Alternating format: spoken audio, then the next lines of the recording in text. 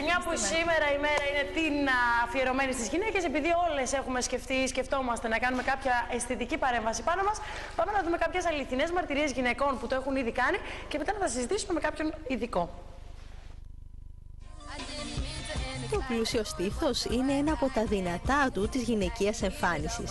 Και τώρα πια κάθε γυναίκα μπορεί να αποκτήσει το στήθος που ονειρεύεται χάρη στη μέθοδο της προσθετικής. Πολλές κυρίες που έχουν κάνει αυξητική στήθους δηλώνουν ότι η αυτοπεποίθησή τους έχει ανέβει στα ύψη και όχι μόνο. Η αυτοπεποίθησή μου έχει ανέβει στα ύψη, δεν το συζητώ. Μπορώ να βάλω ό,τι θέλω, δεν το σκέφτομαι χωρίς, μέσους και πάντα. Στην παραλία που πρόλαβα και βγήκα. Δεν με νοιάζει τίποτα, δεν με νοιάζει καμία άλλη. Είμαι εγώ, έχω στήθος, τέλος. Άλλαξα τα εσώρουχά μου. Ναι. Άρχισα να ψάχνω το μέγεθος το οποίο θα είναι ταιριαστό σε μένα. Αγόρασα πολλά ρούχα και ήμουνα με ένα χαμόγελο, ένα συνεχές χαμόγελο. Πήγαινα συνέχεια στον καθρέφτη και σίγουρα είχα στο μυαλό μου πότε θα πάω να αγοράσω καινούργια εσώρουχα και μαγιό. Επειδή είναι καλοκαιρινό. Και μαγιό. Είναι πολύ σημαντικό το μαγιό. Όλοι μου είπαν πολύ καλά λόγια, αν και όπως είπε και η φίλη μου Εύη, δεν έκανε 38 έτσι που να φαίνεται κάτι ψεύτικο και αυτά. Είναι πάρα πολύ φυσικό και όμορφο.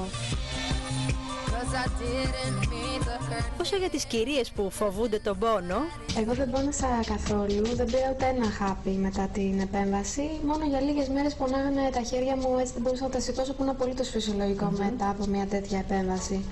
Ήμουν πάρα πολύ χαρούμενη με το που έγινε η επέμβαση, οπότε ούτε ένιωθα πόνο ούτε τίποτα. Ένα τσιμπηματάκι την πρώτη μέρα, 1-2 μέρες μάλλον, μετά τίποτα και μέσα σε 8 μέρες ήμουν έτοιμη να επιστρέψω στη δουλειά μου, στην εργασία μου. Δεν είχα το παραμικρό πρόβλημα. Λογικά θα υπάρχει πόνο στο πρώτο χρονικό διάστημα και βέβαια αυτό συναντάται κυρίως στις γυναίκες που δεν έχουν γεννήσει, οπότε το στήθος τους δεν έχει πεντώσει από τις εγκυμοσύνες και την αλλαγή μεγέθους. Παρά τα αυτά, εγώ δεν πόνεσα καθόλου. Εγώ δεν είχα κανένα πρόβλημα. Έκανα μπάνιο μόνη μου, λιζόμουν μόνη μου.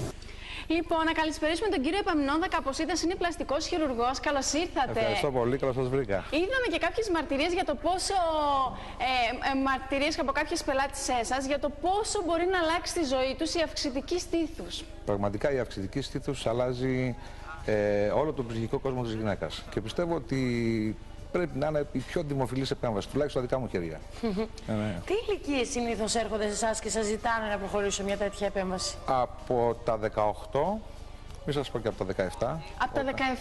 Από τα 17 μου. Δεν είναι πολύ μικρή ηλικία. Ναι, δεν επιτρέπεται, αλλά έχει τύχει να έρθει με τη μαμά να το ζητήσει. Ναι. Αλλά χειρουργούμε ουσιαστικά μετά τα 18. Και δεν υπάρχει περιορισμός ηλικίας. Έχει τύχει να χειρουργήσω και γυναίκα 65 χρόνων. 65.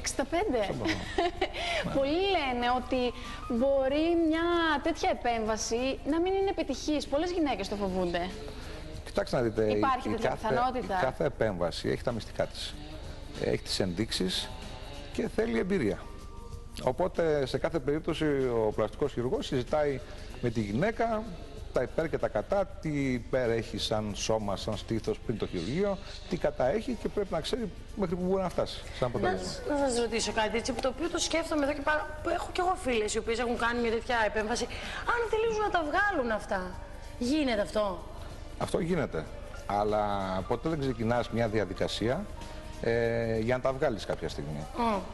Αυτό είναι το ένα. Αλλά δεν τα βγάζουν συνήθως, φαντάζομαι, γιατί είναι πολύ ωραία γιατί να τα βγάλει. Μα δεν μπορεί καμιά γυναίκα να βγάλει το ένθεμα όταν έχει πάρει ένα στήθος το οποίο είναι σαφώς πολύ καλύτερο από αυτό που είχε πριν. Σωστό. Πονάει η επέμβαση? Η επέμβαση αυξητικής στήθους έχει βελτιωθεί πολύ τα τελευταία χρόνια με νέες τεχνικές. Είναι αυτό που λέμε, αυτή που κάνω εγώ, η τεχνική σαν facial, η οποία είναι πολύ πιο ατραυματική. Με αποτέλεσμα οι γυναίκες να μην έχουν τον πόνο που είχαν παλιότερα. Δηλαδή πολύ πιο γρήγορα, μέσα σε 2-3 μέρες επανέρχονται. Δηλαδή, και πάνε κανονικά στη δουλειά τους μετά, ας πούμε, από 2 μέρες? Όχι, θα πάνε κατευθείαν στη δουλειά. Δεν θα θέλω να είμαστε υπερβολικοί σε αυτό το κομμάτι, αλλά τουλάχιστον σε 2-3 μέρες είναι πολύ εύκολα κινητοποιήσιμες. Και βέβαια έχω παρατηρήσει ο μέσος όρος είναι ότι δεν πονάει ιδιαίτερα. Πέραν του Λοναρίντ, δηλαδή τουλάχιστον οι δικές μου γυναίκες, πέραν του Λοναρίντ δεν χρειάζεται να πάρουν τίποτα παραπάνω για 2-3 μέρες. Πολλές μου λένε δεν πόνεσε και καθόλου, άλλες λένε πόνεσε λίγο παραπάνω. Αλλά ο μέσος όρος είναι εντάξει. Ναι, ο μέσος όρος είναι εντάξει. Ναι. Επικίνδυνο είναι, κρύβει κάτι από πίσω που μπορεί να είναι λίγο επικίνδυνο? Όχι, επικίνδυνη δεν είναι αυξητική στήθος. Η αυξητική στήθος πιστεύω είναι μια θεαματική επέμβαση που κάνει όλος ο πλανήτης και, και στην Ελλάδα κάνουμε πάρα πολλές και δεν έχει καμιά επικίνδυνοτητα βέβαια. Κάθε επέμβαση όπως και αυτή έχει κάποιες θεωρητικές επιπλοκές που μπορεί να συμβούν. Πρέπει ο ειδικός να ενημερώνει τη γυναίκα. Τι πιθανότητες έχει και ποια είναι η προσωπική του εμπειρία, δηλαδή σε τι ποσοστό ο ίδιος έχει συναντήσει αυτές τις επιπλοκές.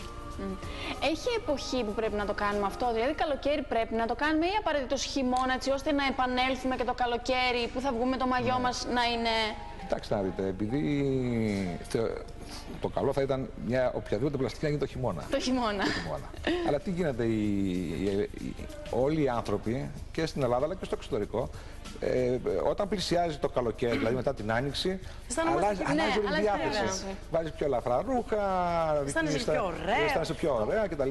Οπότε ο αριθμός των επεμβάσεων αυξάνονται μετά την Άνοιξη μέχρι το καλοκαίρι. Και δεν σας κρύβω ότι έχω χειρουργήσει και το καλοκαίρι οι γυναίκες.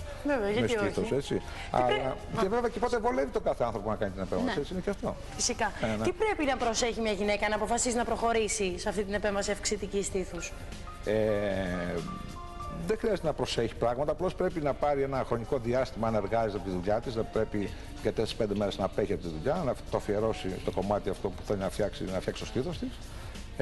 Να ξεκουράζεται, να μην κουράζεται δηλαδή. Αν έχει παιδάκια, αν είναι παντρεμένη, πρέπει να έχει κάποιον να τη βοηθάει για λίγο. Καμία γιαγιά, ας υποθέσουμε, να τη βοηθάει για λίγες μέρες. Από εκεί μετά δεν χρειάζεται καμιά ιδιαίτερη προσοχή. Γυμναστική δηλαδή πότε μπορεί να κάνει? Γυμναστική σε όλες τις επεμβάσεις πλαστικής χειρουργικής, ιδίως μετά την αυξητική στήθους, εγώ αφήνω τις γυναίκες μετά από 4 με 6 εβδομάδες. Εντάξει, σχετικά νωρίς για επέμβαση.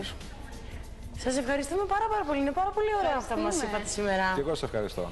Και χαιρόμαστε που κάνετε τις γυναίκες να ομορφαίνουν έτσι και να χαμογελάνε και να αισθάνονται ωραία. Μεγάλη μας χαρά και ευχαρίστηση. Ευχαριστούμε πάρα πολύ.